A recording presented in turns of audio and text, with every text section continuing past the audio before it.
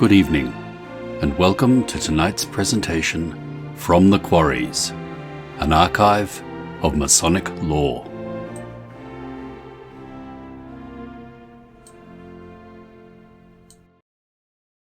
An eminent sculptor was once asked, "How do you carve such beautiful statues?" He replies, "It is the simplest thing in the world.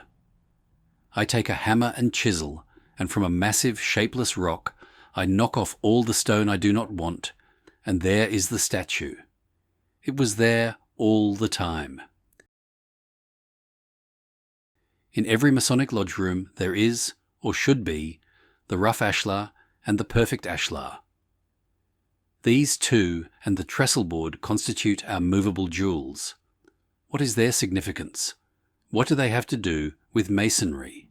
In our monitorial work, we are taught that the Rough Ashlar is a stone as taken from the quarry in its rude and natural state, and that the Perfect Ashlar is a stone made ready by the hands of the workman to be adjusted by the working tools of the fellow craft. The Rough Ashlar was not a stone that was merely picked up somewhere. It was a stone that had been selected. Some work was done upon it. It was apparently a good stone. It was a stone that showed good prospects of being capable of being made into a perfect ashlar. If it had not been a good stone, it would never have been cut out from the quarry. So, it is with our prospective member. He cannot be merely picked up somewhere. He must be selected.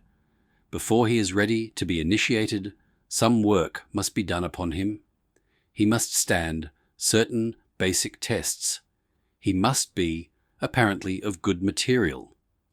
He must be a man who shows good prospects of being capable of being made into a good mason.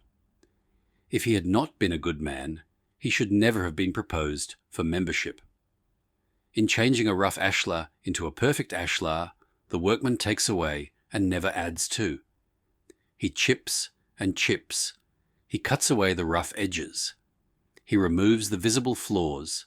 He does not create by chemical means, or otherwise, a new material. He takes that which is already there and develops it into the perfect ashlar. The stone from which the Venus de Milo was carved by an unknown sculptor of ancient times lay since the beginning of time in the rocks of the island Milo. A common, unknown workman may have cut a huge piece of marble from the quarry, but it took a master artisan to carve out the beautiful statue.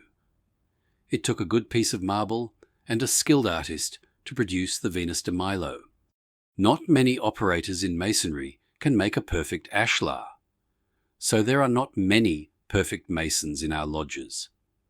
In our ritualistic and other work, we can take away much of the roughness, remove the sharp points, and obliterate the visible defects.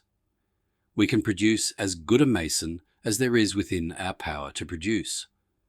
But the essential thing is to have good material upon which to work. This statement is applicable to all mankind, but to us, as symbolic masons, it is pregnant with meaning, for was not each one at the commencement of his Masonic career placed in the northeast corner as an example stone, in the hope that the stone so placed would, in the fullness of time, be wrought into a thing of beauty acceptable to the builder? What does the poet say of the stone? Isn't it strange that princes and kings, and clowns that caper in sawdust rings, and common folks like you and me are builders for eternity? Each is given a kit of tools, a shapeless mass, and a book of rules, and each must make ere life is flown, a stumbling block or a stepping stone. These are very true words. The kit of tools are those talents with which God has blessed us to enable us to fulfill our mission in life. We are told in the volume of the sacred law that one man received 5 talents, another 2 talents, and yet another only 1 talent, so that our duty is for each to discharge his allotted task to the best of his ability and help those who have not been so well blessed as himself.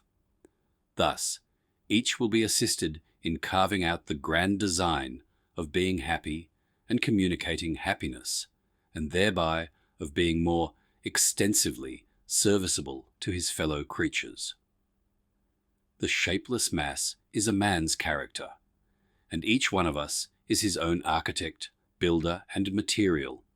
And like our predecessors, the operative masons, we each must show our craftsmanship in working out a perfect ashlar fit to be tried by the square of his own conscience. The Book of Rules is the VSL, that great light that will guide us to all truth, direct our steps in the path of happiness, and thus point out the whole duty of man. Let us pause for a moment and earnestly ask ourselves, which are we making, stumbling block or a stepping stone? If a man's life is such that he cannot join in the grand design of being happy and communicating happiness to others, then he is a stumbling block, not only to himself, but to all those with whom he is associated. If that man is a Freemason, he should study the ritual and discover the inner meaning, so that he can learn to perfect his stone. Let us trace whence comes this perfect stone. An ancient charge provides that a mould stone shall be given to a visiting operative mason to enable him to demonstrate his craftsmanship. The stones were selected individual stones from the quarries to suit the requirement of the material building. As speculative masons, we obtain our mould stones from the quarries of life. Thus, when we receive an application for admission to our lodge, it is our duty to carefully scrutinize all the credentials of the applicant from every angle, so that only approved material is admitted to the craft. Freemasonry can and does improve good material, but it cannot make bad material good. As with the operative mason, poor material would have endangered the material structure.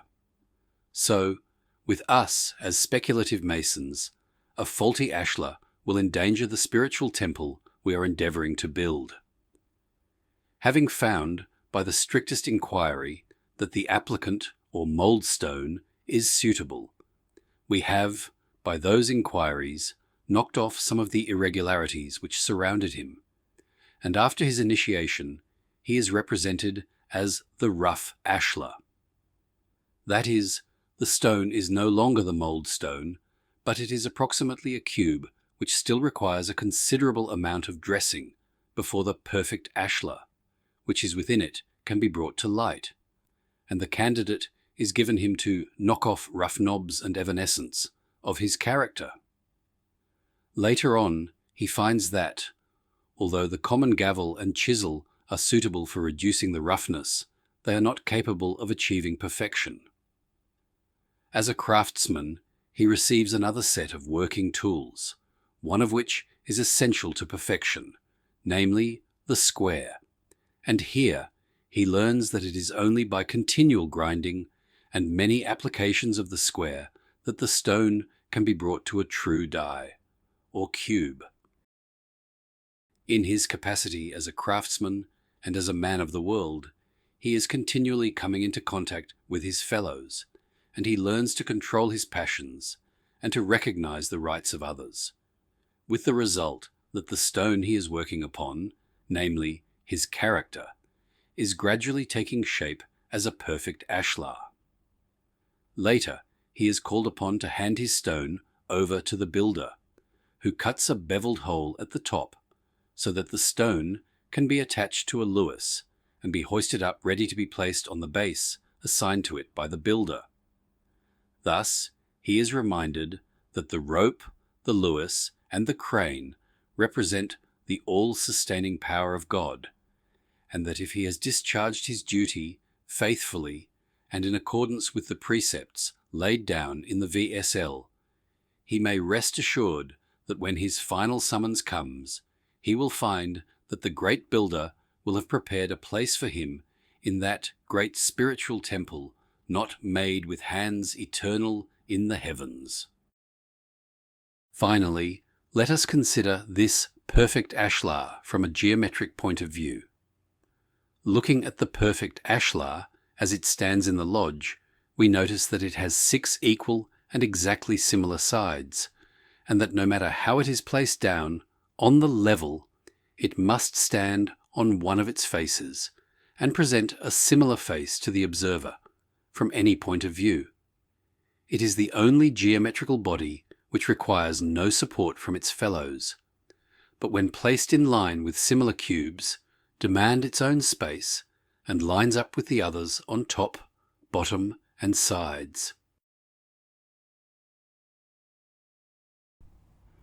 For a deep dive into the history, philosophy, and traditions of Freemasonry, subscribe to From the Quarries. You will find hundreds of lectures, presentations, shorts, and other Masonic works written by Freemasons for Freemasons. Visit fromthequarries.com or YouTube at From the Quarries.